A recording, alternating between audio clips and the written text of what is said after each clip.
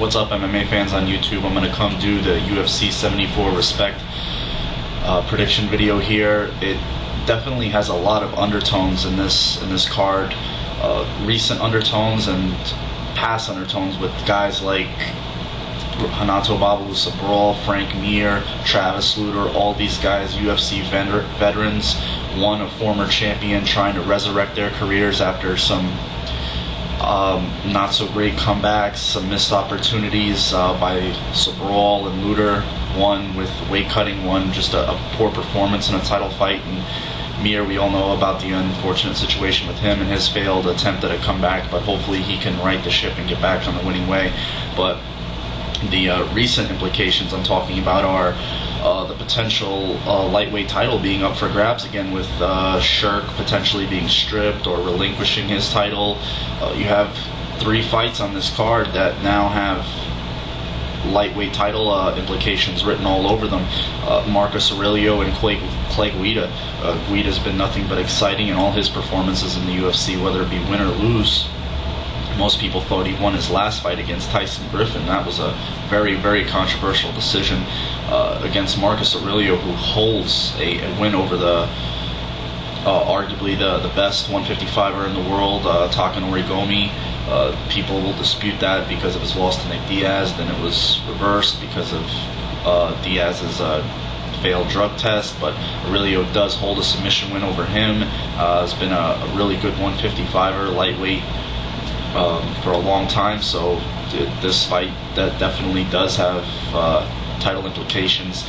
Alberto Crane, Roger Huerta also, as well as Joe Stevenson and Kurt Pellegrino, they could be taking on BJ Penn for a vacant title here in New Jersey at the Prudential Center in Newark. So lots of good stuff going on with this card, so let's get right to it. I'm going to do the main card bouts in this fight. I'm going to do Alberto Crane versus Roger Huerta. Crane is a veteran of mixed martial arts, fought early in his career, then had a bit of a layoff, is undefeated though, taking on Roger Huerta. Huerta, we all know, his most notoriety came off his bout with Leonard Garcia and that hellacious war that they had. Went on against Doug Evans in a prior Ultimate Fighter 5 final. Didn't look as impressive, was in some bad situations. Evans had his back at some points in that fight, but was able to survive and eventually stop Evans.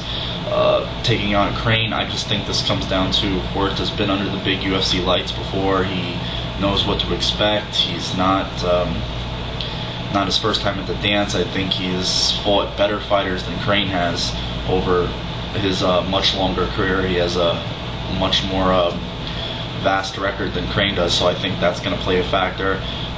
Don't know too much about Crane's game, although he is a submission guy, wins all of his fights by submission, so I think Huerta's more well-rounded, will probably win this fight by a ground and pound stoppage in the first or the second, due to the fact he's just been in the octagon, knows what to expect, and isn't going to have those octagon jitters, which we've seen play a factor in fights before.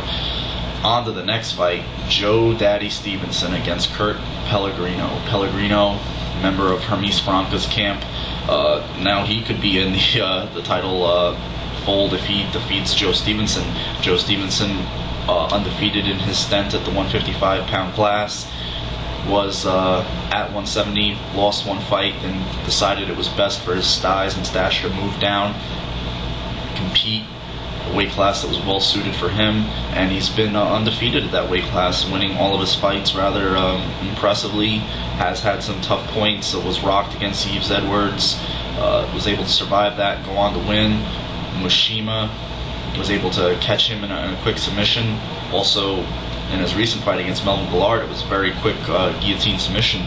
So the ring, he's not really getting a lot of octagon experience, but he is finishing his fights rather quickly.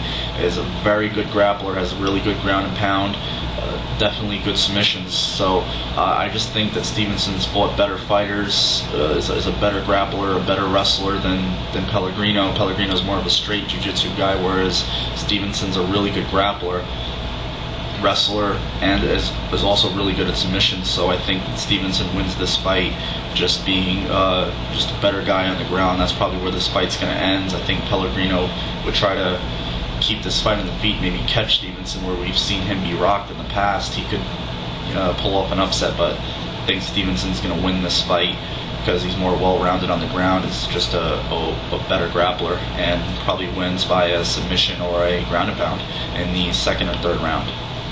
On to the next fight, Patrick the Predator Cote taking on the Ultimate Fighter 3 winner at 185, Kendall the Spider Grove. We've seen Kendall in his past 2 fights in the UFC. He's really improved in each one of those fights. He's shown a lot of heart, a lot of toughness. Even in the final against Ed Herman, he showed tremendous amount of heart. Price, he finished off rather easily. Alan the Talent Belcher just picked him apart, eventually finished it with a choke. Cote has had a tumultuous UFC tenure, just controversial decisions, winning fights, gets caught in submissions. His one shot in the Ultimate Fighter finale, he against Luter, he just seemed to be like a deer in the headlights. The second he got on the ground and got submitted, we've seen that before, also against Joe Dorkson.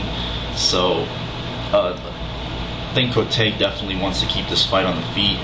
He wants to try to knock Grove out standing. Definitely has good hands, good heavy hands, and he could definitely knock Grove out. We've seen, as we can see, Grove has been knocked out in the past. Joe Riggs, Hector Ramirez, so definitely capable of losing by KO as anybody. But if this fight goes to the ground, I think Grove just has such an advantage because he does have long limbs. Some people use that to their advantage or to their disadvantage, but Grove seems to be really good on the ground, uses those long legs and to catch guys in triangles, arm bars, different kinds of submissions, what have you. So I think if this goes to the ground, it could be a good fight for Cote, but if it stays on the feet, Grove will probably try to keep it on the outside, use his length and his reach to keep Cote off balance. Don't think Cote will want to go to the ground with Grove, and if it does, Grove will probably submit Cote, but I think Grove will win this fight. Cote's chances to knock Grove out, I don't see it happening. I think Grove is you've seen the maturation process. I don't think Cote is trained with the right kind of grapplers and wrestlers to get his game where it needs to be. Grove wins this fight by submission in the first or second round. Now on to the next fight, which has title implications. Definitely welterweight. Whoever wins this fight will probably be next in line for the welterweight championship. George Rush St. Pierre coming off his devastating loss, his first defense as champion against Matt Serra, taking on Josh Koscheck, who won his fight on the same card against Diego Sanchez, and which was a really boring fight, but did hand Diego his first loss. Lots of factors play into this fight. GSP, his experience, the level of competition that he's fought in the octagon ever since in the beginning of his career. He's taken on Parisian, Hughes twice, BJ Penn, Sean Shirk, Frank Trigg, Jason Mayhem Miller. He's had a really strong resume in terms of his competition. Although he did lose to Serra by a knockout or stoppage, he does seem to come back off his losses and be very impressive.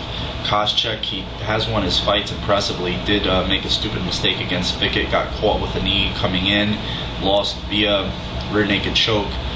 So we'll see what happens with that. I just think that GSP's fought way better competition. He's been in this situation before. In terms of coming back off a tough loss, Koscheck's competition hasn't been that great. Drew Fickett, Pete Spratt, Jonathan Goulet, Ansar Chalangov, I believe, Diego Sanchez. I just think that GSP's level of competition every time he gets in the octagon has been just head and shoulders above what Koscheck has. Koscheck's obviously got the wrestling advantage, but that's the only advantage he has in this fight. I think GSP's cardio is better, the striking's obviously better. I think it's going to be interesting to see where Koscheck's game plan falls in this fight, though. Is he going to try to use the threat of the takedown to keep the fight on the feet and keep GSP off balance, or is he going to go use his takedown abilities right away and put GSP on his back and try to ground and pound him? But think Koscheck just doesn't have the tools to beat GSP, and I think GSP is definitely going to be highly motivated and angry and wants to come out and win this fight impressively, and I think he'll do that probably by a KO first or second round. Big prediction, but just it's my gut feeling on that one. Now on to the main event, Randy the Natural Couture versus Gabriel Napao Gonzaga.